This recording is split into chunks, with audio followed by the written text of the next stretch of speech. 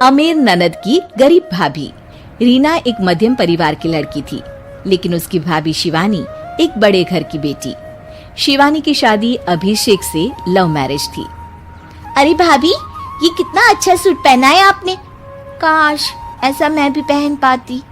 अरे क्यों नहीं रीना, वैसे भी तुम्हारा और मेरा नाम तो एक ही है, जब मन करे पहन लेना। भाभी, आपको आपके पापा ने कितने अच्छे कपड़े गहने दिए हैं। मैं उनकी इकलौती बेटी जो हूँ।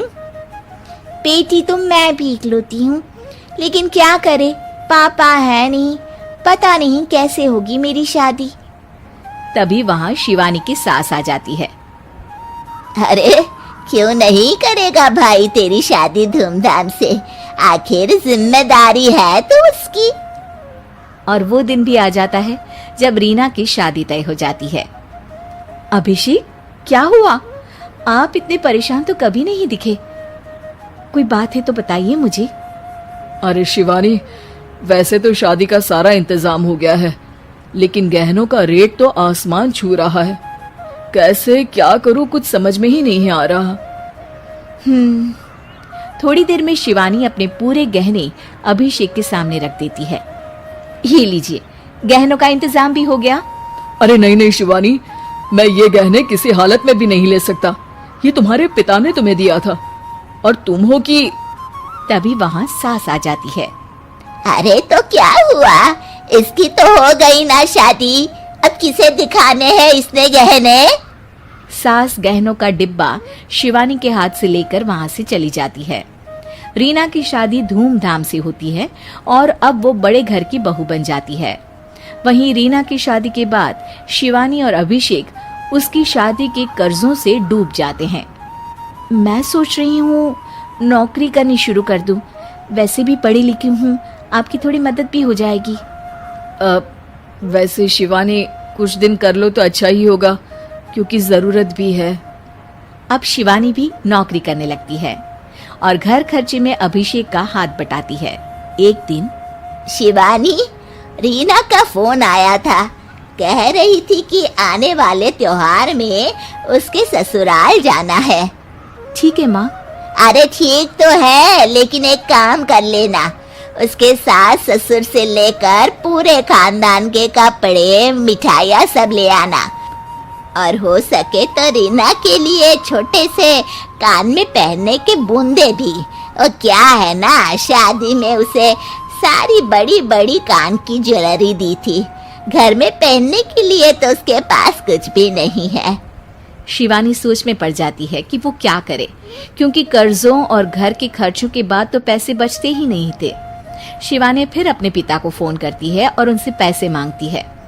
देखो शिवानी, मैंने तुम्हें शादी के वक्त ही मना किया था कि ऐसे घर में शादी करनी ही नहीं चाहिए। अरे अभिषेक को शर्म आनी चाहिए जो ससुराल से पैसे मंगवा रहा है। शिवानी को पिता की बात पर गुस्सा आ जाता है। आप मेरे पिताजी हैं और मैं परेशान थी, इसलिए आपसे मदद की उम्मीद की पापा। अभिषेक को तो पता भी नहीं है कि मैंने आपसे पैसे मांगे हैं। शिवानी सोचती है कि वो अभिषेक से बात करे, लेकिन फिर उसे लगता है कि वो टेंशन ले लेगा। तभी शिवानी की नजर हाथ के कंगन पर पड़ती है, सीधे बाजार जाती है और उसे बेचकर ननद के घर ले जाने का सारा सामान लेकर आती है और सास के सामने रख देती है। हाँ ठीक है, लेकिन फल थोड़े और अच्छी क्वालिटी के होने चाहिए थे। शिवानी कुछ नहीं कहती, वहाँ से चली जाती है। एक दिन शिवानी, रीना का फोन आया था, बहुत रो रही थी। क्यों माँ, क्या हुआ? सब ठीक तो है ना उसके ससुराल में? अरे तूने तो उसकी नाक ही कटवा दी। अब मैंने क्या कर दिया माँ? कह रही थी कि बड़े घर की बहू है भाभी, जो कपड़े दिए वो ब्रांडेड भी नहीं थे। तू तो जानती है ना उन लोगों का पहनावा कितना अच्छा है। तू तो मेरी बेटी का भला कभी सोचती नहीं। हाय भगवान, अरे बड़े घर की बहू है, इसी बात की जलन है ना तुझे, लेकिन याद रख मेरी बेटी का सोचने के लिए भगवान है, तुम लोग कभी उसका बुरा नहीं कर पाओगे। अब शिवानी के मन में सवाल था कि क्या ईश्वर सिर्फ रीना के साथ है, उसके साथ नहीं। लेकिन उसे सुकून था कि वो अभिषेक के साथ उसकी जिम्मेदारियों को निभाने में बराबरी की हकदार है। शिवानी वहां से चली जाती है।